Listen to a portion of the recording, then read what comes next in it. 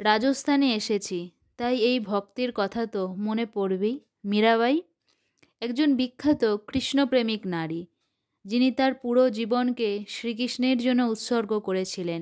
নিজ পরিবার থেকে শত বাধা বিপত্তি আসার পরেও তিনি অত্যন্ত ধার্মিকভাবে জীবনযাপন করেছিলেন।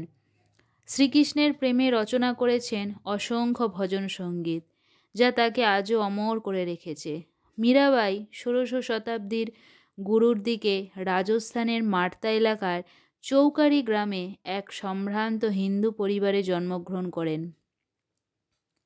তার বাবা রতন সিং ছিলেন যোধপুরের প্রতিষ্ঠাতা রাও রাথোরের বংশধর।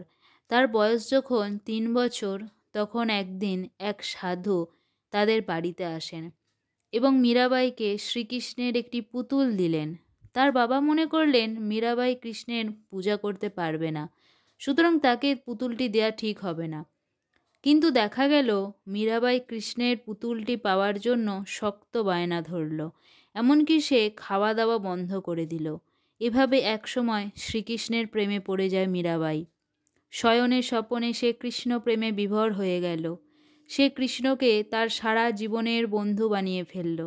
একদিন সে দেখল তার বাড়ির পাশের রাস্তা দিয়ে একটি বিয়ের বরকনে নিয়ে যাওয়া হচ্ছে। ছোট্ট মীরাবাই দৌড় দিয়ে তার মায়ের কাছে গিয়ে জিজ্ঞাসা করল যে তার স্বামী কে হবে। কৃষ্ণের প্রতি মেয়ের ভক্তি দেখে তার মা বললেন যে কৃষ্ণই হবে মীরাবাইয়ের স্বামী। সেই থেকে কৃষ্ণের পূজায় নিজেকে নিবেদিত করে দিলেন তিনি। দুর্ভাগ্যক্রমে শৈশবেই তার মা মারা যান। পরে এই অল্প বয়সেই তার বাবা চিতোরে রাজপুত্র ভোজরাজের সঙ্গে তার বিয়ে দিয়ে দেন। ফলে মীরাবাইয়ের সামাজিক মর্যাদা আরও বেড়ে যায়। কিন্তু রাজমহলের এই বিলাসী জীবন তার ভালো লাগতো না, কারণ তিনি যে কৃষ্ণপ্রেমে বিভোর। তারপরও তিনি স্বামীর যথেষ্ট সেবা যত্ন করতেন। তবে প্রতি সন্ধ্যায় তিনি শ্রীকৃষ্ণের পূজায় বসে যেতেন এবং অত্যন্ত মধুর সুরে ভক্তিমূলক ভজন সঙ্গীত গাইতেন।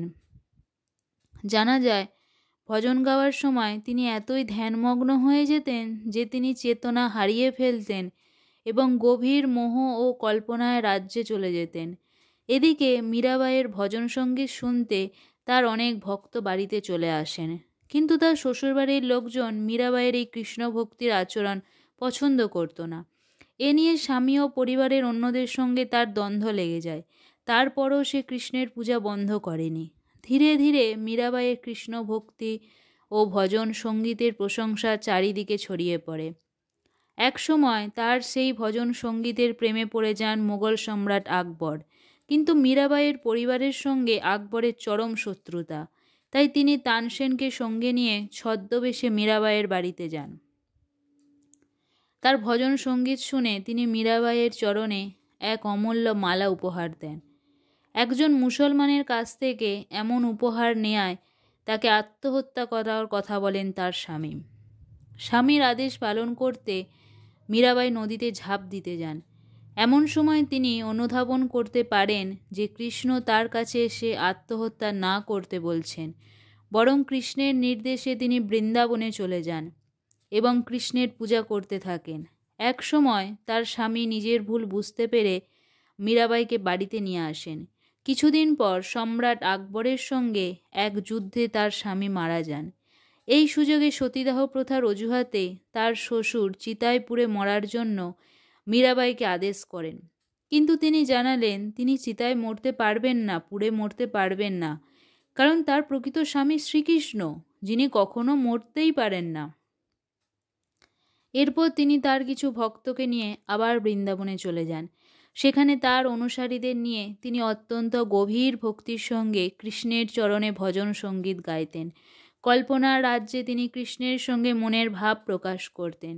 একসময় বিখ্যাত সাধক হিসাবে বিশ্বজুড়ে তার খ্যাতি ছড়িয়ে পড়ে। মৃত্যুর আগে পর্যন্ত তিনি সেখানে শ্রীকৃষ্ণের সাধনা করেছিলেন। এভাবে তিনি আমাদেরকে দেখিয়ে গেছেন যে স্রষ্টার জন্য সত্যিকারের প্রেম ভক্তি থাকলে কোনো কিছুই তার পূজা করতে বাধা দিতে পারে না। তার স্রষ্টা পূজারী ধার্মিকদের জন্য এক উজ্জ্বল দৃষ্টান্ত হল মীরাবাই। নমস্কার।